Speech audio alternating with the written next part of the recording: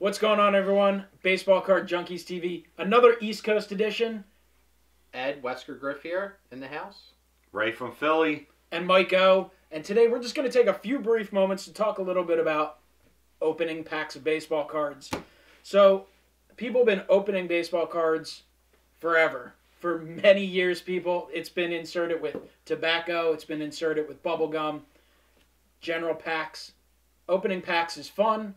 We're all about having fun with the hobby. So we just wanted to discuss a little bit about opening cards. Ed, what's one of the first products you ever opened? 1993 Leaf. Yeah, first year. Remember, they had it at Clover's, the old department store.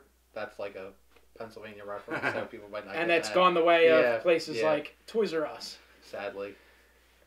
Ray, opening cards. You're not one to open a ton of stuff now, but back, what was one of the first things you remember opening? The first pack of cards I opened were 1979 Topps baseball cards. That was my first year ever collecting. And, you know, I was always strictly just a Topps guy for years. And then when Donruss and Fleer came out in the early 80s, I didn't really touch them until, you know, the hobby really started to become a craze later on in the 80s, starting with the 84 Donruss Mattingly and the 86 Donruss Canseco. Then I started getting involved in the other card companies, and then the early 90s came along, and I got Leaf. 90 Leaf is one of my all-time favorite sets. 91 Leaf Gold, and then all the other sets, and then it just escalated after that. And for me, 1989 Topps is the first thing I opened. And you ask anyone who collects, and generally, if they're a collector, they remember the first set of cards they ever opened packs for. So it's not the only way to collect. Obviously, you can buy singles. There's so many ways to do it, but opening packs is something, as a collector, you might want to consider doing from time to time. And if you haven't opened packs in a while, I'd encourage you, go out, pick up some packs, open them. It's a lot of fun. It's not all about just the value. You know, you're paying for entertainment in so many facets, whether it's cable television, whether it's the internet, your cell phone, going to a movie. YouTube. Why not spend a few bucks on opening some packs of cards? And there's so many ways to open them. Ed, I know you've done a lot of retail in the day, blaster boxes, just so many options that are affordable. Yeah, blaster boxes. Blaster boxes are good. Retail hangers I really like. No, there's just a lot of options at your local Walmart's, Target, so you don't have to have a local card shop or a card show to get products to open.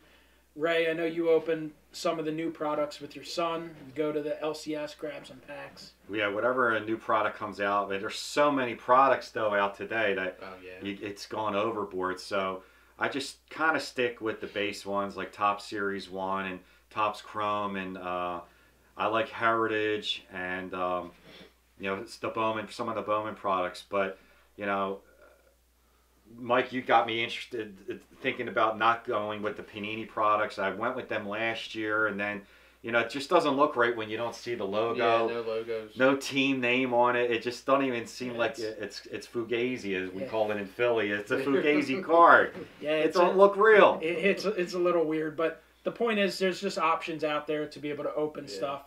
I open the most of the three of us here, and, you know, I'll stop in my LCS and get a few packs and just rip a few packs just for fun. It's fun, definitely. And then, you know, from time to time, I'll buy boxes at shows or online. And I'll do the full case from time to time. That is a lot of fun, but it becomes a lot of work because, well, I can't afford to sit on all that stuff, so you have to sell off some of it. It's also good for TTMing and also in-person graphing. And the thing is, I think we're in a culture of collecting where you have a lot of people who just chase the hits. Chase the jersey cards and the autographs and all that. And that stuff's great.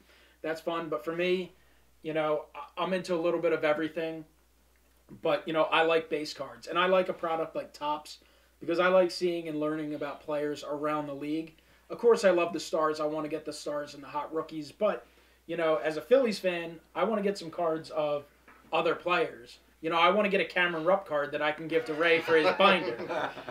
I love Cameron Rupp. That's a little joke. You have to watch some of the videos on our channels to get that. But watch Phillies baseball. But yeah, there's, you know, the point is it's fun to get other players and stuff like that. Another option is group breaks that are out there. Oh yeah.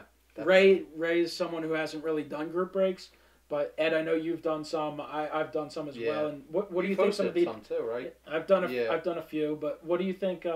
Like the advantage of a group break is? Group breaks are a lot of fun, mostly because it is a gamble. Don't get me wrong. You're chancing off. You're putting up money to take a chance to try to get a big hit, but it gives you an opportunity to open products you normally would not be able to open by yourself.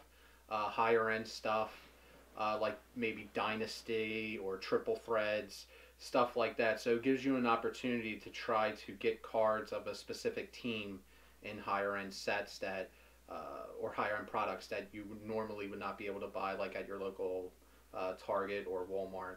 And the other thing with group breaks is a lot of different types of group breaks, and you want to, if you decide to join one, you want to kind of learn a little bit whoever the breaker is. But you know, for example, you can join. There's actually draft breaks, that's only worthwhile for a product that's just a single hit. I've done some of them. That's a lot of fun. That's how I acquired my Sandy Koufax autograph card out of Topps Archive Signature Series. I hit the #2 draft spot, and we actually got a huge case. The first guy took the Jeter. I took the vintage Koufax. You've hit some monsters over the years. I know you got the Trout with Eastern Connecticut. Yeah, I got that one. I've been fortunate with those.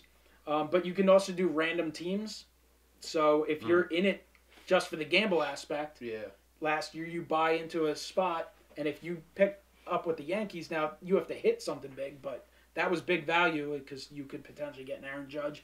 Or you can buy the team you want, and that adds to your collection. That's what I did with a lot of products last year. I would buy the Phillies. Now, don't get me wrong, the Phillies team last year, they didn't have a whole lot of high-value cards in the products, but they did actually have a lot of hits. They had a lot of hits and inserts and stuff like that, so I could get the Phillies at a pretty reasonable price, and I'd end up with a few autographs, and I'd end up with a stack of base and parallels for my collection. So there's just a lot of aspects to breaking packs, but the bottom line is this hobby's about fun. We're each going to open one pack of 2018 Topps baseball here, and just have fun, kind of go old school, and we'll just, if we get anything cool, we'll send Ray up to show you what we got. But any Phillies rookies I'm keeping. Opening cards is just a lot of fun. Get any camera roughs handed my way. Yeah. Jay Happ, he actually has had a decent career. Cody Bellinger leads. Here's a new Philly, Carlos Santana. Well, you're not going to be able to see it. I mean, really far away. He's not cool enough for Ray to get up for. Mike Moustakas. Luis Severino. Tigers. Kevin Gausman. Zach Wheeler. So, not the most exciting of packs. Got a Nelson Cruz insert. I got the 83 retro throwback of newest Philly pitcher. And I like that. See, the other thing I like about Topps baseball cards is the tradition. I mean, Topps has obviously been producing cards for the longest stretch of time, so I feel like you're building on, you have your 1950s cards, your 60s and 70s. I mean, years from now, this is what people will be looking at. Ender Inciarte. He had a cup of coffee with the Phillies. Ender Inciarte was on the Phillies for, I think, one day. He was on the opening day roster, and then they designated him for assignment for whatever. He never even got into a game. He had a 3 WAR last year. 3.5. Oh, he's turned into a really good player. But one of the things I like about Topps is how they really do work in their tradition, and you have different anniversaries of different cards, and it's really cool to see the modern players on those cards. So, opening cards, a lot of fun. You guys have any final thoughts for our baseball card junkie viewers? I think one of the things with group breaks, I wanted to mention this earlier. The thing about group breaking is try to get into a break with the breaker that you know. Like, a lot of people here in the community do group breaks. I know Mike Eastern Connecticut Sportscards used to do breaks. Mike's done a few breaks. JMVP, John does breaks. So you can get in with people who are just doing it because they enjoy the hobby. There's other people that do group breaks that are on eBay. They list it on eBay. They're probably doing it for a monetary gain to make money off the break, but there's tons of people that do group breaks just because they like the hobby. So do try to, when you choose to do a group break, try to find the people who want to do it for the hobby.